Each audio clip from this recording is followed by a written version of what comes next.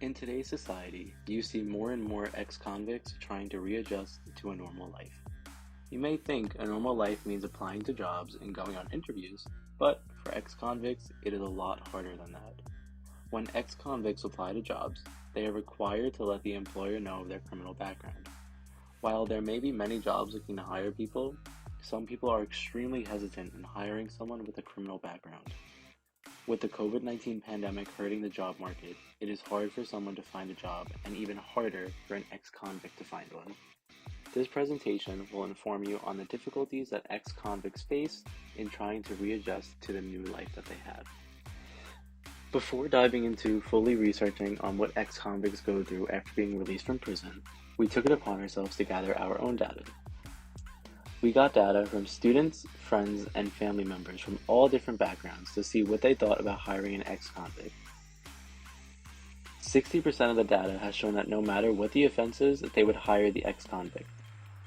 20% of that data has shown that they would be hesitant on hiring the ex-convict, but it all comes down to what their offense was.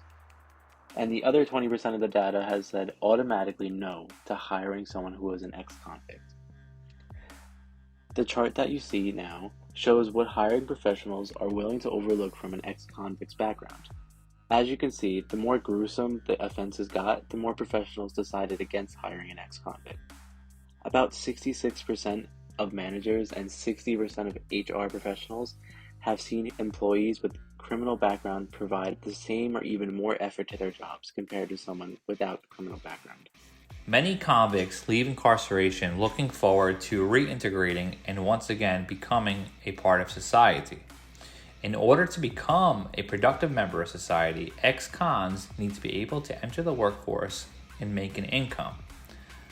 The convicts often obtain vocational training and rehabilitation while incarcerated that can help them develop the skills necessary to hold a job upon release. Despite their desire to enter the workforce and additional trainings they may have gained, ex-cons still face major challenges trying to find a job when they are released. And this is for several reasons, with the largest being a hesitation by employers. The demographic of interest in the ex-convict population of New York State, with a particular focus on the population of ex-cons on Long Island alone, the incarceration rate in New York State is very high, at 396 people per 100,000. Now, off of personal experience, I used to work in a federal prison in Manhattan, and I witnessed the cons going to classes, resume building workshops, mock job interviews. They would get training to become a plumber, carpenter, cook, and so on. And you see the graph below. It's how many New York residents are locked up and where. There are 91,000 of New York's residents locked up in various kinds of facilities throughout the state. And for those of you who don't know, when somebody originally gets in trouble, they are booked in a local jail. Once they go to court and get convicted of their crime, they'll move on to a state prison. And then you have federal prisons. There are only 3 currently in the state. There's MDC Brooklyn, FCI Raybrook, and FCI Otisville. I used to work at the Metropolitan Correctional Center in downtown Manhattan, but they closed down about 6 months ago. Research conducted by the Prison Policy Initiative in 2018 showed that almost 30% of ex-cons are unemployed, which is much higher rate found in the general population. It is such a high percentage that it is even higher than the unemployment rate during the United States Great Depression, which was roughly 25%. This can be viewed graphically in figure 2.1. Having a history of incarceration creates a stigma that is difficult to shake. This can impact a person's life by limiting their housing options and job opportunities. Discriminatory behavior that prevent ex-cons from obtaining resources and earning a legal income can lead to either homelessness or recidivism. This may be one of the reasons why recidivism rates in the US are very high, and that's at 40%. When ex-cons are unable to find a job and feel productive in society, they feel little choice than to commit more crimes to survive and end up back inside the wire.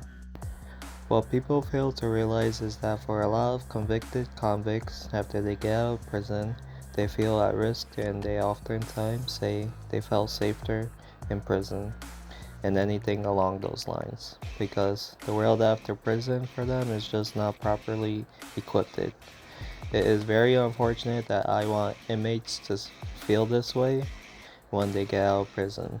Of course, when they went into prison, it was most likely due to something that was very wrong. However, a lot of inmates learn from their experiences and they just want to be able to be on the same level playing field as everybody else. As you can see by the above image, there is a drastic difference in the number of people getting hired that are the general population versus formerly incarcerated individuals. When people are hiring individuals, the minute they find out that they are ex-felons, they typically are no longer interested. This is of course one of the number of reasons that ex-convicts have an extremely difficult time finding a job after prison.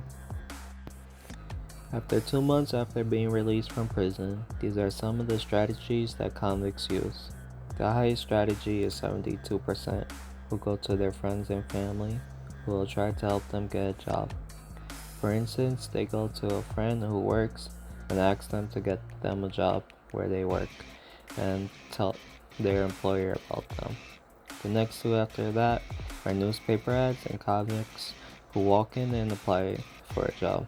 This is where they are on their own, who don't get help from anyone, which can make it harder for them to get a job.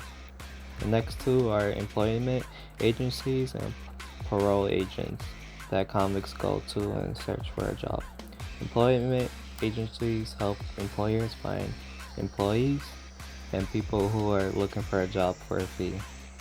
45% of convicts answer that they will go to one after 2 months being released from prison. Then 32% get help from parole agents who are supposed to help them get back on their feet. These are some of the strategies that convicts use 2 months after they get out of prison. A recent struggle for ex-convicts has been the coronavirus pandemic. It has been especially difficult for convicts to secure a job during the pandemic.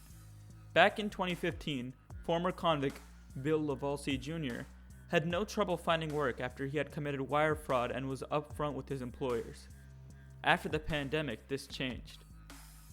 "I am applying to jobs left and right and sideways," Lavalsey said. "It is extremely difficult. They're picking the cream of the crop when there are opportunities." Lavalsey served 13 months for his crime, but it was not until the pandemic when he really had problems looking for work. The problems with finding a job during the pandemic can be traced back before the release of these convicts during the pandemic. The article goes on to state that services that help convicts have become limited due to the pandemic, and it is taking longer for convicts to receive their official documentation, such as their social security, birth certificate, and other identification. Christy Cook, a convict released in November 2020, stated that she was supposed to receive a state ID before she was released, but had to acquire one herself due to limited staff at the prison because of COVID. According to this graph, with layoffs already expected during the pandemic, people with a criminal background are the first ones usually to be laid off. There's a huge problem with previously incarcerated individuals not being able to get a job outside of prison. It has created a whole nother level of fear inside most of them that often makes them not want to leave prison.